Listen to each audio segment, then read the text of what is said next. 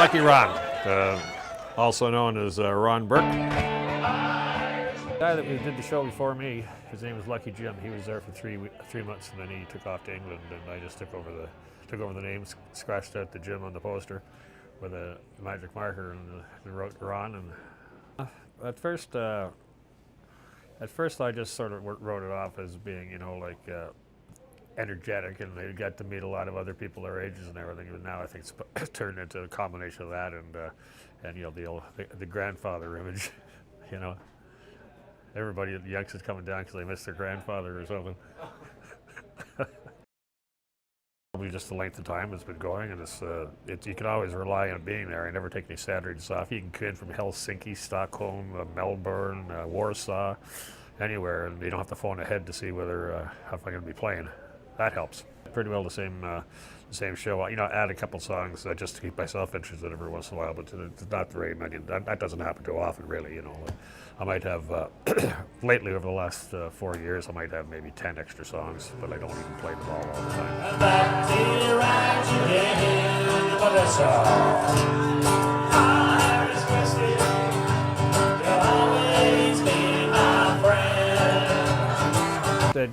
Everything you hear happened little by little, one piece at a time, and it all started off with I think the first one was the da da da da da da da for Ring of Fire. That was the very first one. And then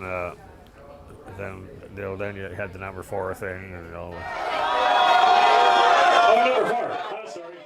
and everybody contributes something to it, and every time you hear one of these callback things with the audience participation, I just instantly, I can actually remember exactly where it started, from which person started it. Just sticking a cigarette on the guitar, that's all I remember. I think his name was Mark Friend. The next thing you know, I'm getting when I was a smoker, I was getting people coming back to the States throwing me cartons of Lucky Strike plain and everything. That was a good. That was a good old days, that was. Well, not the smoking part of it, but the getting a carton of Lucky Strikes. They're toasted. Tastes like licorice. First things was, bumper stickers and window stickers for the car, and I had Lucky Ron pencils for a while, and I had women's Lucky Ron underwear. Cookbooks. I had a couple cookbooks out there. Oh yeah, I remember all those. German Shepherd pie and Hawaiian pizza. Hawaiian spaghetti and stuffed pancake log. Yeah, that was a John Soublier sandwich. It's a guy I knew when I was my early teens, and he used to make it and ruin all his parents' toasters. They'd all be dripping out the friggin' bottom. But those are good. Those are better than the Elvis Presley ones. I've sold my old stage from the downstairs club in small pieces, autographed on the wood side. I'd also like to bring everybody's attention to this big pile of wood over here. Used to be this thing here. Folks all notice that thing's gone, eh? The funny part about it all is as if that's not going to end up in the back of my truck at the end of the night.